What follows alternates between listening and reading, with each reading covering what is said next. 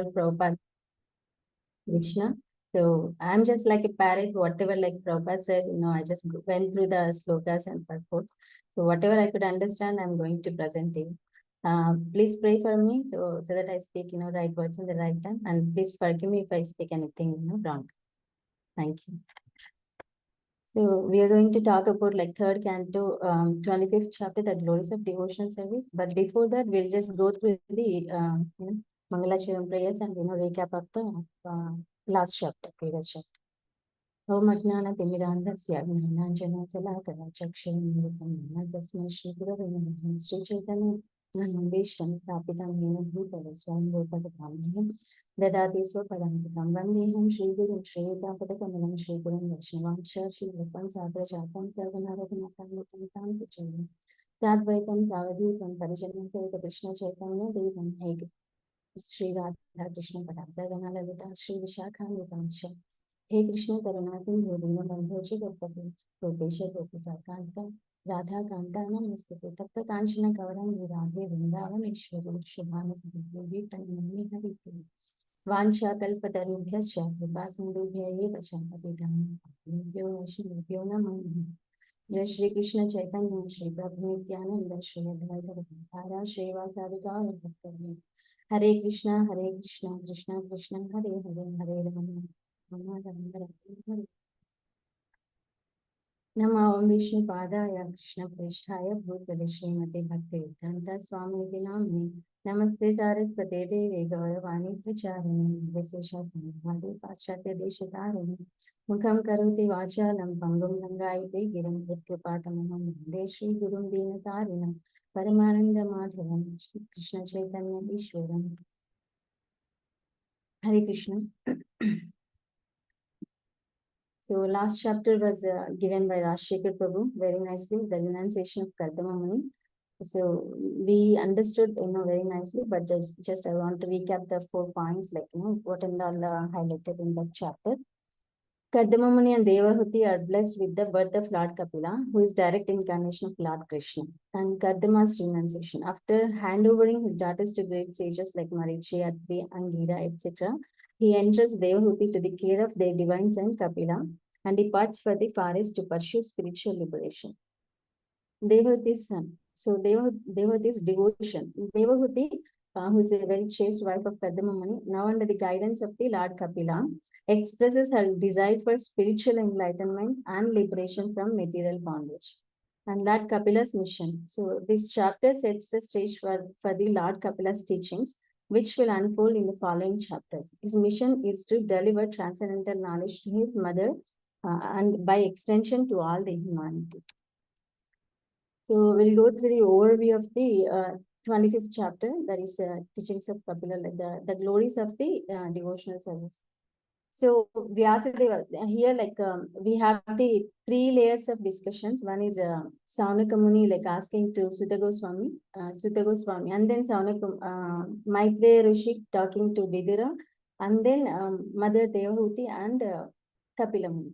So here Vyasadeva's disciple Saunaka Muni asking Sutta Goswami via Maitreya to elaborate on Lord Kapila's instructions. So these address Devahuti's deep spiritual inquiries following Kapila's enlightenment.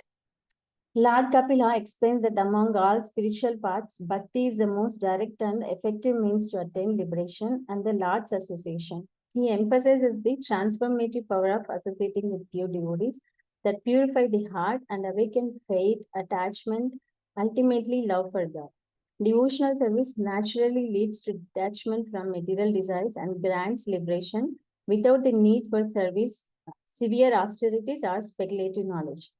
Kapila Muni stresses that the absolute truth is not impersonal but has a transcendental form, which can be approached through loving devotional service.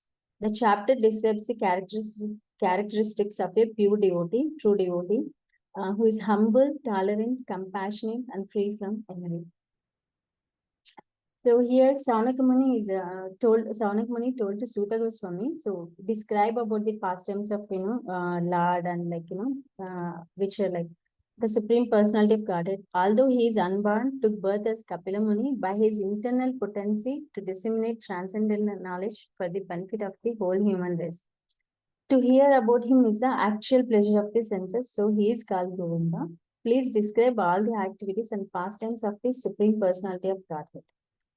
So they're all sitting in the Naimisharanya. So Saunaka Rishi is the head of the 60,000 people, 60,000 devotees, and Sutta Goswami is speaking. So whatever he heard from his guru, Sukadeva Goswami. So Sukadeva Goswami was speaking to Parikshit Maharaj and answering all his questions. So now he is asking, so whatever you heard from him, so please describe the activities of the Supreme Personality, because they are the actual pleasures. Because Krishna is called, like, Hrishikesha, and our senses are called Hrishik. So Hrishikena Hrishikesa Sevanam Bhakti Richate. So by engaging our senses in the sense master, like serving the senses of the master of the senses, who is Krishna.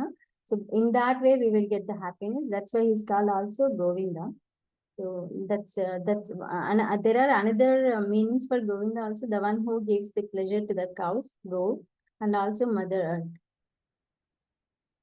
Please describe the activities. So he's asking asking Sutta Goswami to describe the activities and pastimes of the Supreme Personality of Godhead, because they are the only way that our senses will get this. We think that we can get happiness by eating or watching or doing something, but they are like perverted happiness. It's like drinking a drop of water in the desert, but we need pot of water.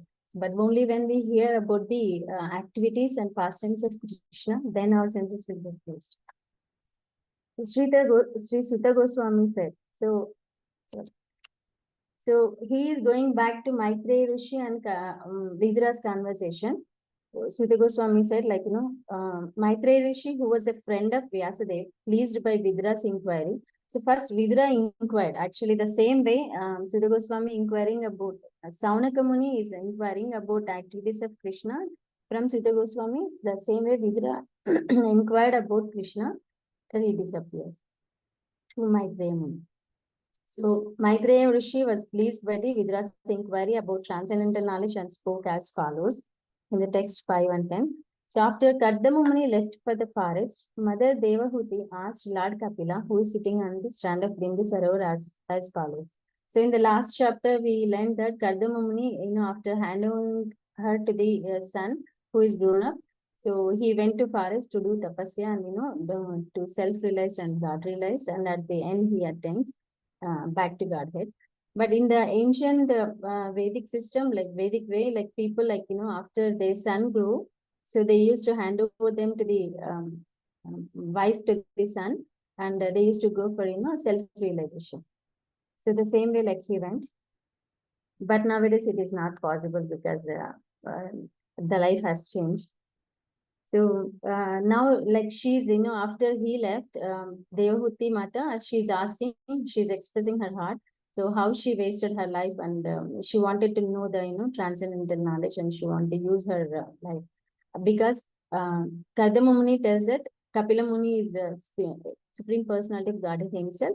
He can get, he will elevate you with the transcendental knowledge. So she is expressing her heart here. I am very sick of the disturbance caused by my material senses, fallen into the abyss of ignorance. So due to my feeling of false ego, I have been engaged by your Maya and have identified myself with the body and consequent bodily relations. Now be pleased, my Lord, to dispel my great delusion. Your Lordship is my only means of getting out of this darkest region of ignorance. So she thinks that, comparing herself, her body as her own, and she was attached to the false ego and false assessments and false, falsely thinking she's the body and her husband is the only way. She waste her life. She thought that she wasted her life by simply spending her time with her husband for the kids. She regrets that, I didn't use my time properly when you were there. And now she is expressing her desire to know more transcendental knowledge to her son. And she knows that Kapila Muni is the Supreme Personality of Godhead, and she is requesting him to dispel her ignorance. And he is requesting him to, with that knowledge, cut the material desires and material existence. Devahuti continued, I have taken shelter of your lotus feet. You are the axe which can cut the tree of material existence. You are the greatest of all transcendentalists. I inquire from you the relationship between man and woman and between spirit and matter. So here she's saying that I have taken shelter of your lotus feet. So even in Bhagavad Gita, Arjuna confirms that, I have surrendered to you. Then you please tell me what is good for me. Then Krishna started saying. So here also, like, once she surrenders, and then, we'll see how Kapila Muni feels happy, and then he starts speaking about the transcendental knowledge. And she says that he is the axe which can cut the tree of material existence only. So that means only with the knowledge of spiritual, like Supreme Personality of Godhead, we can cut this, not the tree of material existence. And she says that he's the greatest of all transcendentalists. So, and she's also asking what is the difference, relationship between man and woman and between and spirit. We'll see what he will answer in the following slokas.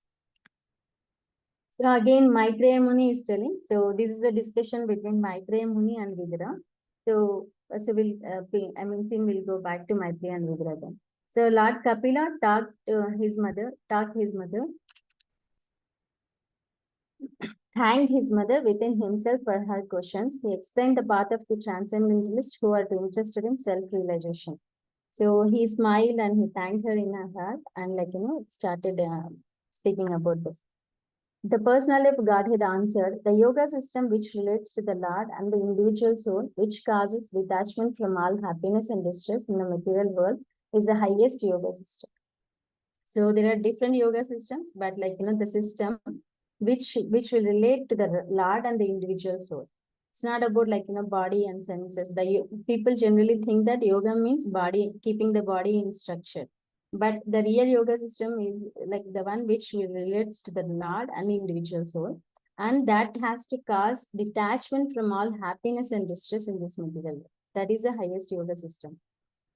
Kapila Muni said to his mother that I will explain you ancient yoga system that I explained formerly to the great sages. It is serviceable and practical in every way. So some systems are like, Hatha Yoga, it's not practicable for everyone. Gnana Yoga also, some people thinks that everybody is God is everywhere and it's like Brahman. It's not possible to see because we want some, picture to see, form to see. So that's not possible for everyone. So he's saying it's serviceable and practical in every way. And in text 15, he is saying what is the meaning of conditional life. The consciousness of the living entity is attracted by the three modes of material nature.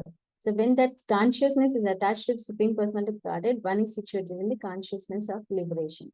So simply the conditional life means when we are attached, when we forget that we are the spiritual soul and we think that we are the body, and when we are covered by Maya, Maya is nothing but three modes. When we are, our consciousness is attracted by the three modes, passion, goodness, passion and ignorance. So that is called conditioned life. But when the consciousness is attached to the Supreme Personality of Godhead, so again, when the consciousness, when we engage our senses in the activities of hearing, chanting, and all these things, that consciousness is the cause of situated in the liberation.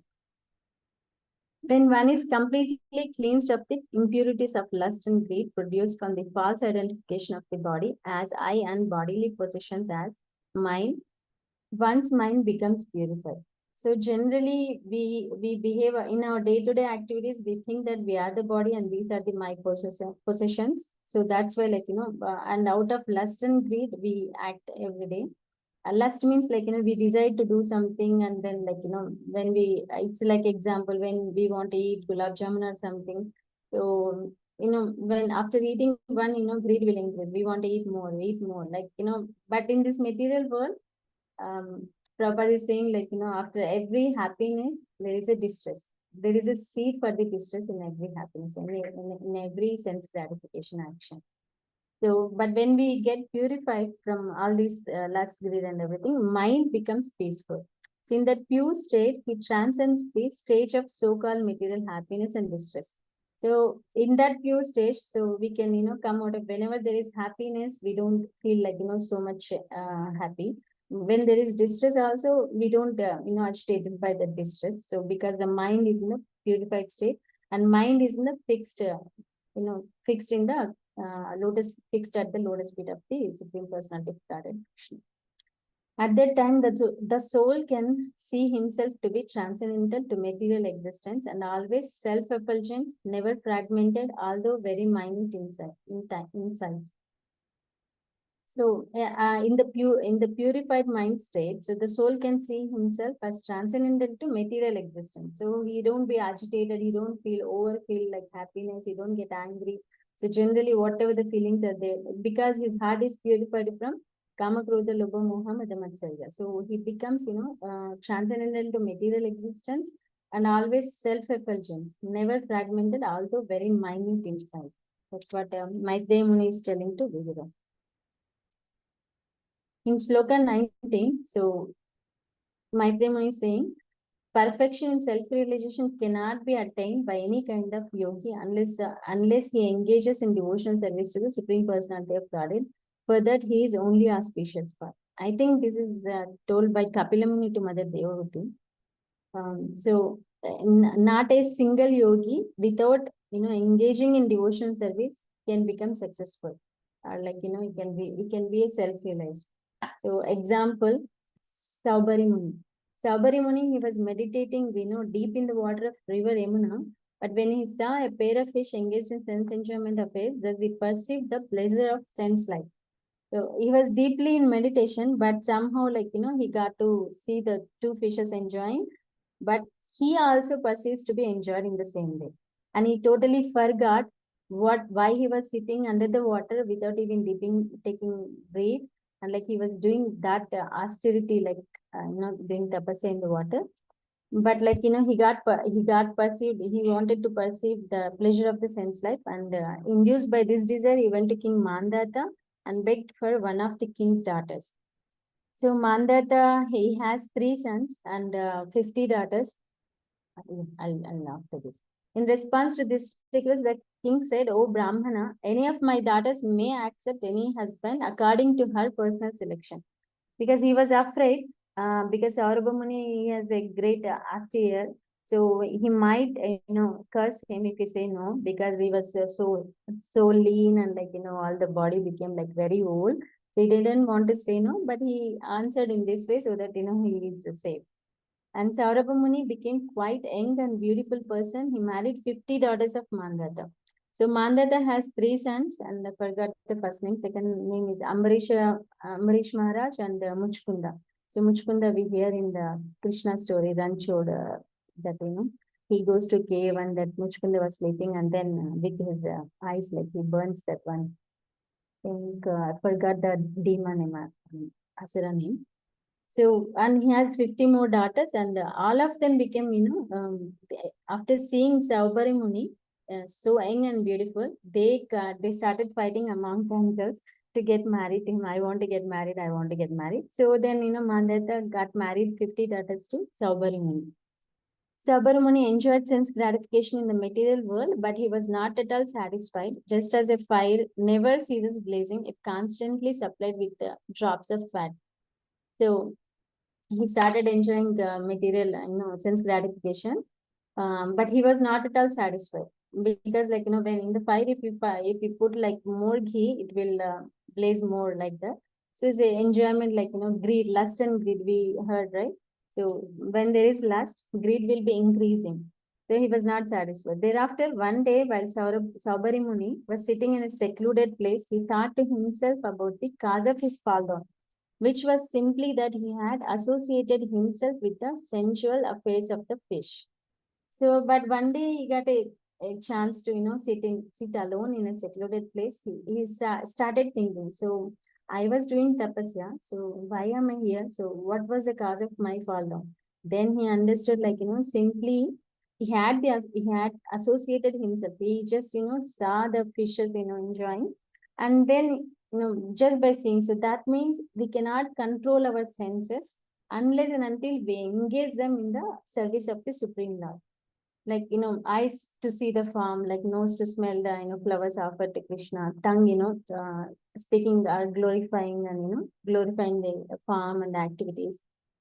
Like Vachamsi Vaikunta Gunani Varnani, like describing the pastimes and, glory of Vaikunta, and engaging tongue in eating only food offered to Krishna. So in Chaitanya Charitamrita, Chaitanya Mahaprabhu says, like, there is a sloka for that. So unless we engage our senses, I mean, by engaging tongue, just sevon mukhehi jihvada swayam eva spuratyariha. So Atha Shri Krishna Namadi, yeah, please. Atha Shri Krishna Namadi na bhavyam grahet indriyahi sevon mukhehi jihvada swayam eva spuratyariha. So with these mere senses, we cannot understand the Supreme Personality of Godhead, but only by engaging our tongue in eating only prasadam offered to Krishna and chanting and, glorifying the pastimes of Krishna. Krishna he himself reveals about himself. And Prabhupada somewhere says that, like, even if we don't do anything, just simply eat only offered food and just chant the names of Krishna. You will be, you will get bhakti. So that easy is devotional process. But this meditation, it's very tough. Though he did so many years of meditation, he couldn't able to control his sense. A person desiring liberation from material bondage must give up the association of person interested in sense enjoyment. Yeah, Sangat Sanjayate Kama. So, by the people like whom we are associating, we'll get that kind of thinking. So he's saying that we have to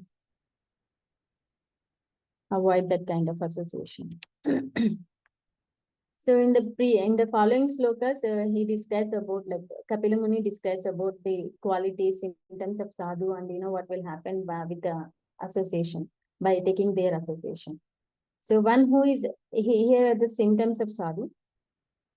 One who is tolerant, merciful, and friendly to all living entities and has no enemies. He is peaceful. He abides by the scriptures, and all his characteristics are sublime. So here the tolerant, the first quality is tolerant. So a devotee should be always tolerant. Even, like, there are so many examples, right? Jagai Madai, like they try to hit, Nityananda Mahaprabhu, but he was so tolerant because he wanted to give the devotional, seat to the Jagai Madai. Even Jesus was crucified, and Haridas Thakur, like, he was beaten in 21 markets, but he was not, affected by that. The devotees are so tolerant, and devotees are so merciful. They don't even see, like, if they are, like, are in the human form or in the dog form or in any other form. In Chaitanya Charitamrita, one follower of Chaitanya Mahaprabhu, he has given, liberation to the dog by simply behaving with the dog in the transcendental platform. So that merciful are the devotees, they don't even see. And Prabhupada is the best example. He was so tolerant at the age of, 60, he went to West, and, he did all this, whatever possible we could see now. And he's so merciful to the people, and he was so tolerant, and he's friendly to all living entities, has no enemies. He has no enemies. Though people, like, he has no enemies, but people whose kids are, like, becoming Prabhupada's disciples, they arrange some, like, people to kill Prabhupada. There is one story also, but, like, when the devotees were watching, to save Prabhupada from them, it's like Prabhupada was looking at them to be saved by them. So nobody needs to save, devotees, because they are under the protection of Krishna directly. And he is peaceful, he abides by the scriptures, and all his characteristics are sublime. He renounces all comforts, other connections with the family, friends in the world, just to serve the Supreme Personality of Godhead without deviation. So if we take Prabhupada, or, like, any other disciples of Maharaj, so they renounces all their comforts. Like if we take Jaipatak Maharaj, at the age of 17, he became, connected with Prabhupada, and he left everything. And even with the connection with his family and friends, just that he became surrendered to Prabhupada and Krishna, and he did whatever Prabhupada wanted him to do. He learned Sanskrit, he learned Bengali, he learned even farming, and he made connections with the local people, and he made them devotees. It's like, huge expansion of Krishna consciousness in the West Bengal. So they are very, like, they renounces all their comforts also. They used to live in a straw hut also. Like, they are not connected, they are not attached to the material comforts. And they are okay with whatever the position they are in. They want to take up any kind of austerity for the self, just because to serve the Supreme Personality of Godhead without any deviation. He constantly engages in chanting and hearing about me, and they do not suffer from threefold miseries because they are always filled with thoughts of my pastimes and activities. Yeah, they always engaged in chanting and hearing. In that way, like their mind is always fixed in the activities of Krishna and the names of Krishna, and threefold miseries like Adhyatmik, Adi Bhautik, Adi Daivik, the problems caused by the self, mind, and the problems caused by others, other living entities, problems caused by the nature. These problems, then they cannot affect the pure devotees because their mind, when when the problem comes, mind is the real person who feels that problems of the life. But when the mind is engaged in Krishna, automatically it has no time to think about all these things, and it can't get the effect of threefold miseries because they are always filled with the thoughts of his pastimes and activities. Kapila Muni says to his mother, "You must seek attachment to such holy man, for this counteracts the pernicious effects of material attachment." So Kapila Muni is saying, if you want to grow in bhakti, and you should seek the attachment to such holy man. So what will happen by taking the association and attached to them? So the most dangerous effects of material attachment will be counteracted. In the association of pure devotees consciously engaged in devotional service, a person gains distaste for sense gratification. He is able to control the mind. So this is the best thing, like, by associating with the pure devotees, consciously engaged, consciously like engaging our senses in hearing, chanting, remembering, and all these 9 processes. So we get the distaste for the sense gratification. So generally, immediately, how we get the happiness is by eating something, by seeing something, by hearing something, because we have the experience of getting, taste immediately, because we didn't have the taste for the devotional service. Once we start chanting, once we start hearing about Krishna, because that is the actual pleasure giving thing, so then we develop the taste for it, and we'll lose the taste for the sense gratification. It is like, having paneer curry and then some chutney or something, we'll choose paneer curry because that will give more taste. So like that, Krishna consciousness is higher taste, and this sense gratification is a lower taste. So that that's how we can control our mind by engaging in devotional service. So symptoms of sadhu and the results of his disassociation. And Mother Devahuti asked Kapila Muni, so what kind of devotional service is worth developing and practicing? In the sloka text 28 and 29, she is asking, and the nature of mystic yoga system, how many ways are there? And immediately, okay, which one devotional service will help me easily and immediately attain the service of your lotus feet? So there are 9 ways. I mean, in devotional service, bhakti, there are 9 ways. So she is asking about bhakti only, not about like Gnani Yoga or Hatha Yoga. In bhakti, because he spoke about bhakti, so which one is good and which one, through which one I can immediately attain your lotus feet? I am a woman. It is very difficult for me to understand the absolute truth because my intelligence is not very great. You will kindly help. You will kindly explain it to me. She's saying that she's a woman. I mean, generally, like in Bhagavad Gita, also Krishna says that women, Sudra, and Dvija, like their intelligence level is low, but still they are qualified to become my devotees when they do devotional service and under the instruction of the spiritual master. So she's requesting him, kindly explain to me. Maitreya said, so again the scene goes back to Maitreya Muni and Vidura. So Maitreya said that like Kapila Muni describes his Sankhya system of philosophy, which is combination of devotional service and mystic realization as received by disciplic succession. So he's going to teach her Sankhya philosophy, which is a combination of devotional service and mystic realization. When mind is engaged in devotional service to the personality of Godhead without any motive, that is far better than any salvation.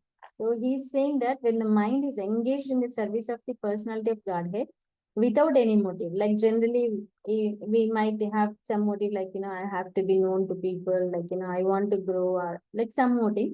motive. So if we serve Krishna without any motive, so that is far better than salvation. There are 9 processes of bhakti, right? Shravanam, Kirtanam, Smaranam, Padasevanam, Archanam, Vandanam, Dasyam, Sakyam, Atmanivedana. And Bhagavatam, for each one devotional service, there is a story and there is like one personality representing that, kind of devotional service. And in the following slokas, it talks about like what is bhakti and what is pure devotee. Unflinching devotion to the lotus feet of the Supreme Lord without material benefit and selfish motive is called bhakti. So here again we're saying, so unflinching devotion to the lotus feet of Supreme Lord without material benefit. So sometimes we might, he's saying that people generally do devotional service to get some material benefit. So to get, some good wife, good kids, and like, good education, good health, like that. But not with any material benefit or selfish motive is called bhakti. Serving without any expectation return from Krishna. If we serve the lotus feet of him, then that is called bhakti. So a pure devotee is attached to this activities of devotional service, is unflinchingly engaged, always glorifying my pastimes and activities. So he is giving a definition of pure devotee who is attached to the activities of devotional service. Like, activities means like Shravanam, Kirtanam, and all these things. He is unflinchingly engaged. Who is unflinchingly engaged, always glorifies my pastimes and activities without caring for his senses or for his own comfort. My devotees always see the smiling face of my form with eyes like the rising morning sun. They like to see my various transcendental forms, which are all benevolent, and they also talk favorably with me. So he is saying that Kapila Muni is saying that his devotees always take pleasure in seeing the smiling form of the Lord, and also with the eyes like the rising morning sun. Rising morning sun means like it's so bright and happy.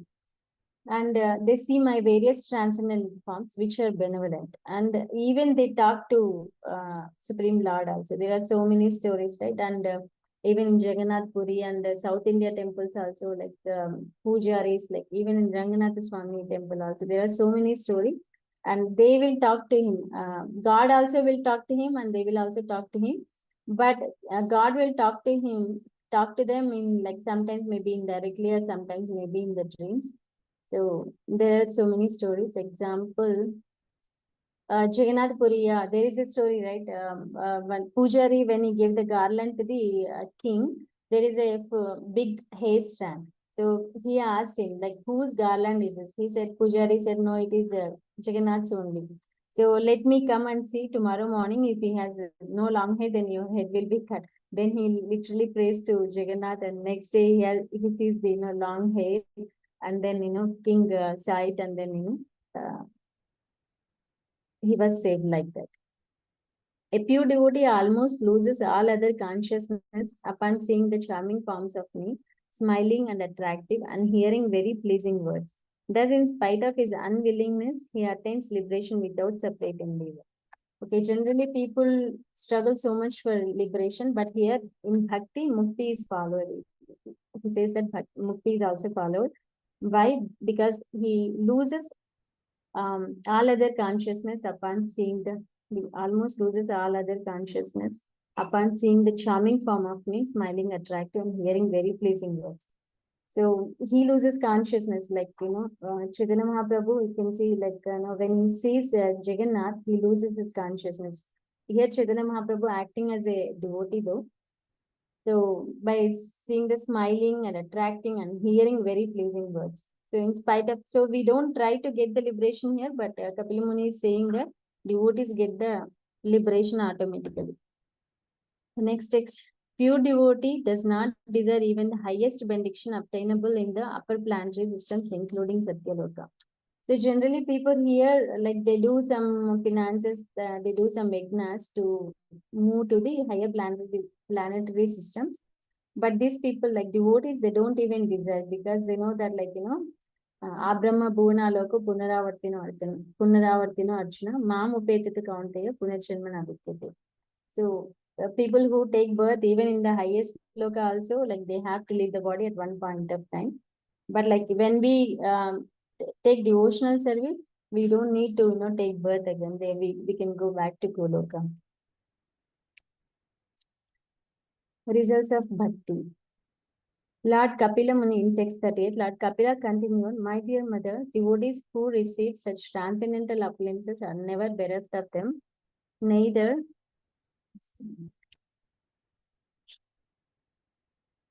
weapons nor the change of time can destroy such appearances, cannot be deprived of their possessions at any time. So Lord Kapila Muni is saying that whoever receives is transcendental appearances. So time actually in this material world, time is the one which distracts and which you know which can stop anything, any kind of opulence or any kind of things that we have. Even the body changes and everything changes, but everything is temporary in this world. So here, nothing can destroy such appliances. He is saying cannot be deprived of their portions at any time. Example, if people takes Krishna as their son, so they never has to feel that, oh, my son will die like that. And if Krishna takes, if somebody takes Krishna as their father, so generally, like, our fathers will also have, time to stay in this world, but we don't need to be deprived because like Krishna will be eternally existing. So when we take Krishna as our, like, all kinds of five relations, then we don't need to deprive of that. So we don't lose that, because in eternal world there is no time factor, there are no demigods, and demigods control all the senses, and according to time and their this thing, life will go on. But in spiritual world there is no such thing as time and demigods to be controlled by them. 631. I take the devotee to the other side of birth and death who worships me, and unflinching devotional service gives up all aspirations to be promoted to heavenly planets or become happy in this world with bodily possessions. So he is confirming that he'll take the devotees to the other side of birth and death who worships him in unflinching devotional service and gives up all aspirations to be promoted to heavenly planets or become happy. Neither in devotees who desire to stay neither happily in this world nor promoted to the heavenly planets, and by unflinching devotional service, so to them, for them he will carry them to the other side of the birth and death. Text 41. The terrible fear of birth and death can never be forsaken by anyone who resorts to any shelter other than myself, for I am the Almighty Lord. So there is no other way. So Krishna is telling that, like, terrible fear of birth and death can never be forsaken. It cannot be overcome by people like who have taken not shelter of me. Any shelter other than myself. I am the Almighty Lord, because I am the Almighty Lord, and that world belongs to me. It is because of my supremacy, out of fear of me, that wind blows, the sun shines, the Lord of the clouds, Indra sends forth showers, fire burns, and etc. So out of fear of Krishna, so sun is coming every day and wind is blowing, and then the Lord Indra gives the showers, and fire also burns. So we think that, like, they are doing on their own, but like, out of fear of Krishna. Even in Brahma Samhita also Brahma said the same thing, like, out of fear of Krishna, sun comes every day and gives the sunrise. Text 43. The yogis equipped with transcendental knowledge and renunciation, engaged in devotional service, take shelter of my lotus feet. They are thus eligible to enter into the kingdom of Godhead without fear. So the yogis who are like equipped in the transcendental knowledge and renunciation, these two things should go together. Not just transcendental knowledge, not just renunciation. People like devotees or yogis who have both transcendental knowledge and renunciation. These two things, if they remain just like that, Saubari Muni, so it's not successful. And we have to engage in devotional service, take shelter of his lotus feet, and thus we are eligible to enter into the kingdom of Godhead without fear. So his Kapila Muni is confirming that with the transcendental knowledge. How do we get the transcendental knowledge? Like only when we get the Bhakti Lata Beach from the Guru. So we cannot understand on our own, only when we surrender to the Supreme, spiritual master, bona fide spiritual master who is coming in the disciplic succession, So only with his help, like, there is a sloka in Sikshashtakam also, right? So only with the mercy of Guru, we can get the mercy of Krishna. And by engaging in devotional service with the instructions, with the training from him, then we take the shelter of lotus feet of Krishna. Thus we are eligible to enter into the kingdom of Godhead without fear. Therefore, persons whose minds are fixed on the Lord engage in the intensive practice of devotional service. That is the only means for attainment of the final perfection of life. So here, people whose minds are fixed in the Lord, like always our mind is engaged in the names, forms, and activities of the Lord, and with intensive practice of devotional service. And for them, attaining, that is the only means for attainment of the final perfection of the life. So that is the perfection of the life, attaining, Supreme Personality of Godhead with unflinching faith, keeping mind fixed in the lotus feet of Krishna, and his thinking about the activities and pastimes of Krishna. So that's how we can get, achieve the final perfection of the life. That ends the chapter 25th. And here the summary of key learnings. Lord is so merciful, he comes in times to deliver the fallen souls by giving knowledge and with his transcendental activities. Only by the mercy of spiritual master, we can understand the activities of the Lord, but not our own due to dense darkness. Other yoga systems, Gnana, Ashtanga, cannot stop us coming back to material world, but Bhakti Yoga does.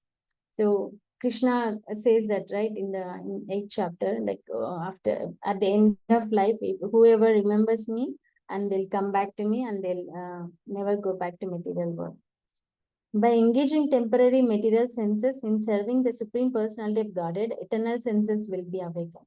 So whatever the senses we have now, it's like, temporary senses, because this body is temporary. Sometimes we'll be in the animals and, aquatics, plants and trees. Now we are in the human form, but senses will be changed according to the form. But when we engage our senses in the serving Supreme Personality of Godhead, slowly, like the eternal senses of the soul will be awakened, and slowly will become perfect in the path of bhakti. Soul will become transcendental to material existence after completely purifying from lust and greed.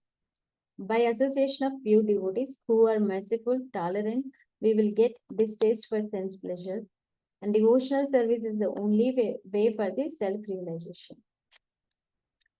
Devotional service is only for self-realization, because if you want to see ourselves in the mirror, only when there is light we can see. That light is Krishna. I mean, with the knowledge, light is like compared to the knowledge. When there is knowledge, then only we can see ourselves. But when it will happen, when there is light, the light means like it represents the Supreme Personality of Godhead, our Son.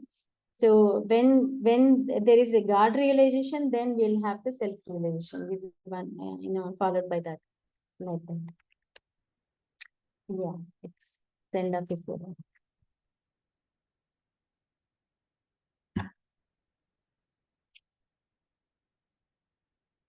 Any questions, Prabhu, or anything that I missed? Premrata Prabhu or Mahaprem Prabhu can just add.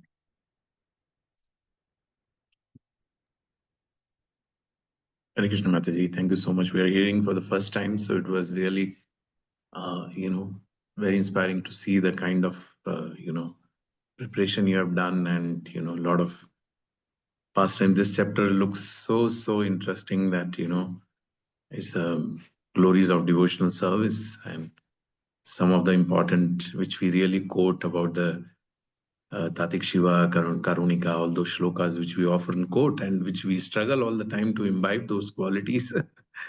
So, but, you have touched with a lot of Sabri Muni examples, and, very nice. So thank you so much for putting your so much endeavor, and we look forward to hear you more and more.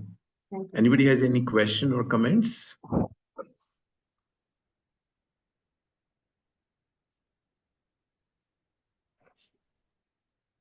Hare Krishna, Prabhuji. Hare Krishna, Mataji. Wonderful class, Mataji. Today on Yoga Day, you have explained us nicely about Bhakti Yoga. Wow, what a coincidence. Super. Krishna's plan, Lord is mercy. Nice, Mataji. It was nice, like, and wonderful examples. Same like Jagannath Puri, that Pandaji is also, and same Prabhuji has told, and the Munir and everything. Nice, Mataji. Thank you. Hare Hare Krishna Mataji, Danda Pranam. Thank you so much for taking up this most elevated subject so beautifully. Like an innocent child, so beautifully you explained, and it touched the heart of all of us so nicely. So thank you very much, and we look forward to hearing from you more often. Sure. Excellent. Hare Krishna, Danda Pranam. Hare Krishna Mataji, Danvat Pranam. Thank you so much for the wonderful morning session on Saturday. It was a very insightful class with lot of details. It was a detail-oriented class. Thank you so much. Thank you. Looking forward to hear more. Thank you. Krishna Mataji, thank you so much.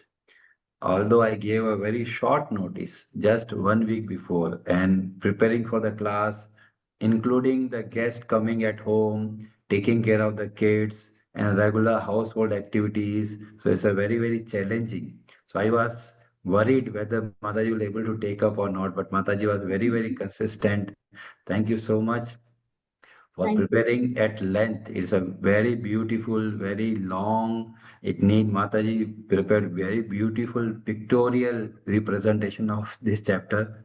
So thank you so much, Mataji, for putting so much endeavors and giving in a very simple, in a very summarized way of entire chapter. So I'm really thankful to you for putting all this endeavor. Hare Krishna. Thank you so much, Prabhu, for believing me and giving me this task. And as a service, I tried to do. And in fact, I got I got a dream in the morning that because Hamsi was not well from past 2 days, past 2 nights, we were kind of awakened only. So maybe this night also I was awakened and I slept during the class time. I woke up at 9 o'clock. So That is a dream. I got a dream in the morning that I missed the class and somebody covered it. But when I saw the time, it was 3:30. I was happy. Oh my God, So okay. that shows that you were so much engrossed in the thought of class, Mataji. No Yes. worries. Yeah, that was very nice. Yeah. But I think one good thing about, I was just meditating upon when you were taking such, all these things Prabhupada has mentioned almost in every second page of Prabhupada about senses, about this thing.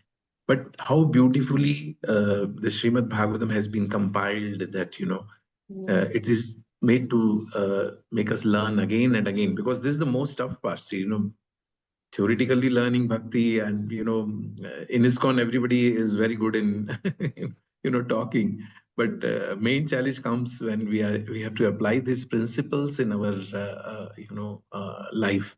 And that's the reason in Bhagavad Gita, Bhagavatam, and purports by Srila Prabhupada's mercy, Prabhupada has so nicely explained the principles of bhakti. Although this chapter is itself is of course about the glories of devotional service, but Prabhupada, and every chapter, every second page, Prabhupada keeps explaining all these things again and again, because I think he knows our condition that we will continuously read and still will not change much.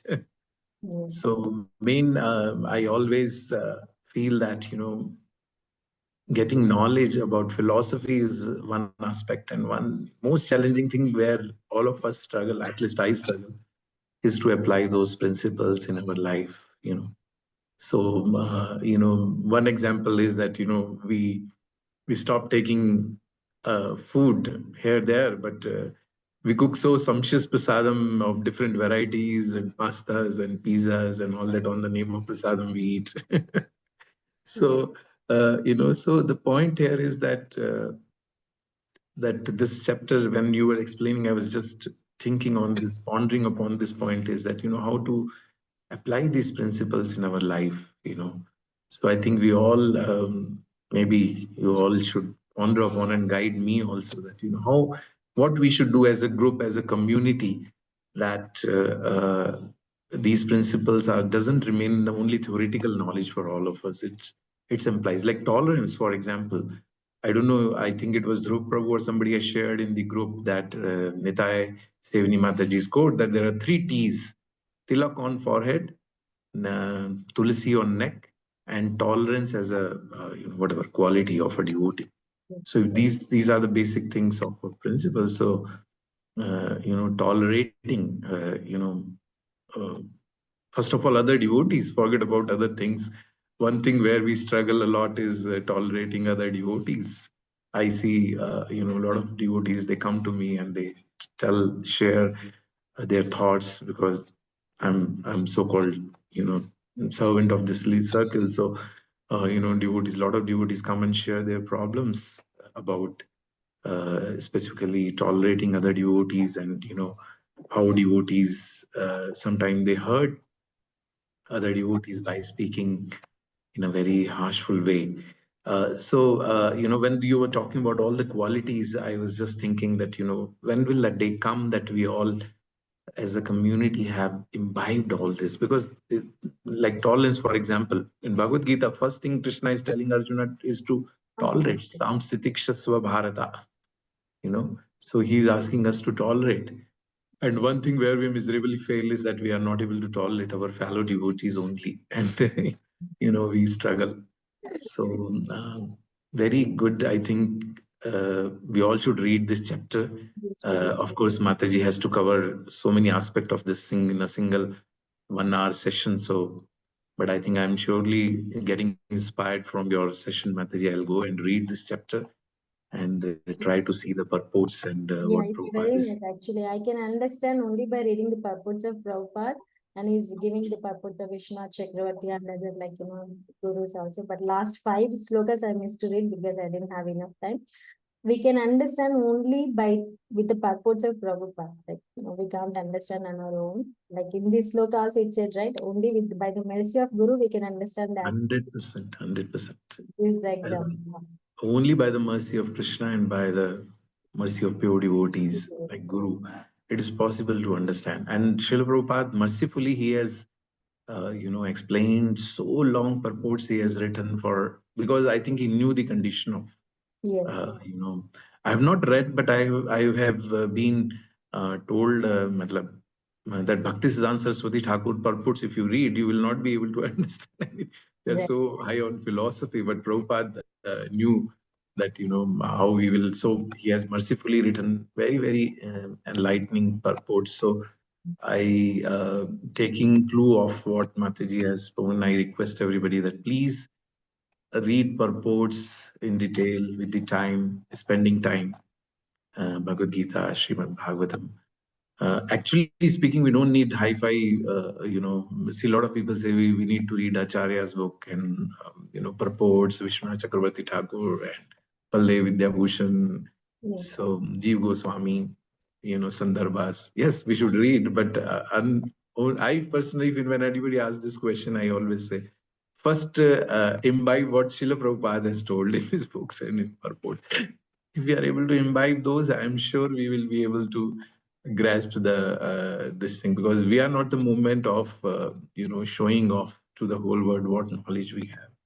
We are the Prabhupada say that my disciples, by their behavior, they will attract the people.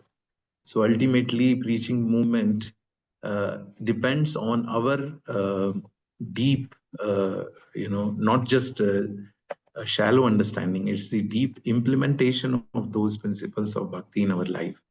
On that only we will be able to inspire others, because we are a preaching movement. Prabhupada wanted us to preach, and that is only possible if these beautiful qualities of which are explained in Bhagavad Gita, Krishna is telling in 12th chapter, 13th chapter, 16th chapter, he is telling.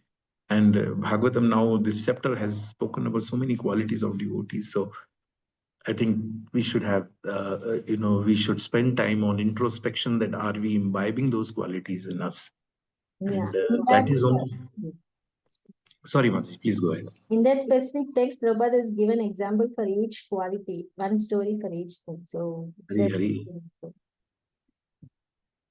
I think Rajeshwari Mataji wants to speak something. I will continue speaking. I think I should give opportunity to others also. Rajeshwari Mataji, you want to say something? Hare Krishna Prabhuji, Hare Krishna Rohini Mataji.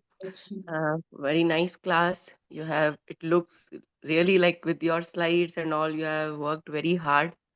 And as you were engaged with the services also, you have given so much time and come out like very nicely with the session, explaining very nicely. We are very much grateful to you.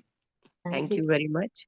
And Premadatta Prabhuji, we are really grateful to you for giving Soumya Prabhu, setting this platform, for giving opportunities to all the devotees to come and speak and get experienced and share their thoughts and come out like no with the different kind of analysis what they are experiencing while reading Bhagavatam. And Premdatta Prabhu, whatever you were saying, it is really very good, like how we can imbibe all the qualities in our life. And that is the true sense of Krishna consciousness and reading the scriptures. I really admire how you teach us, like with all these things, that how we have to be. And in our circle only, in our group, we can see the loving bond. This is all because of you, how you have nurtured this whole group, because you and both Mataji are reading Bhagavatam and applying all the principles in your life, and that you are transferring to all of us. So we are really grateful to you for holding this whole group in such a like a family. And that's what we are trying to carry forward in future, building new communities and adding more people and transferring the same mood. And that mood reflects of our Guru Maharaj, like how he has nurtured. Like I used to hear from um, Shivas Prabhu and Vibhav Prabhuji, that how what is the mood of Guru Maharaj and how he is lovingly taking care of everyone. So really thankful to Prabhuji. Thank you very much, Rohini Mataji. Thank you so Hare much, Krishna. Rayu and Prabhu, for giving me this opportunity. Okay, so it's already 7:18, but I would like to remind everybody before we close the session that tomorrow we have kitchen cleaning seva. So I know Mahaprem Prabhu's group will not be there, but others, I request other sectors to be come in big numbers, because there is also Gundicha Marjan tomorrow in the temple, because upcoming Jagannath Rath Yatra is there on June 29th. So first of all, I would say everybody, please keep yourself free on that day, June 29th. We have Jagannath Rath Yatra. And this Sunday, 22nd, tomorrow, we have this Gundicha Marjan Seva. So various temples, various places will be cleaned. Since we had kitchen cleaning Seva, so we also took up the, margin of devotee kitchen. So all the devotees are requested to come and participate. This Mandir Marjan or Gundicha Marjan is, Chaitanya Mahaprabhu has says that it is the cleaning of the heart. So anybody who wants to clean the heart should clean the temple first. So Cheto Darpan Marjanam. So whatever our heart, it will be only clean if we perform devotional service to the Lord and to the devotees of the Lord. So don't miss this opportunity tomorrow to do some devotional service. We'll be cleaning with our capacity, whatever we have. We will be cleaning the devotee kitchen. But only one thing is that devotee kitchen entrance requires devotees to be in Vaishnava dress.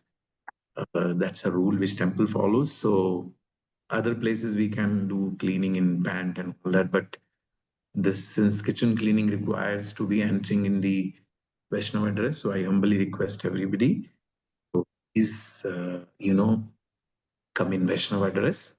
Prabhuji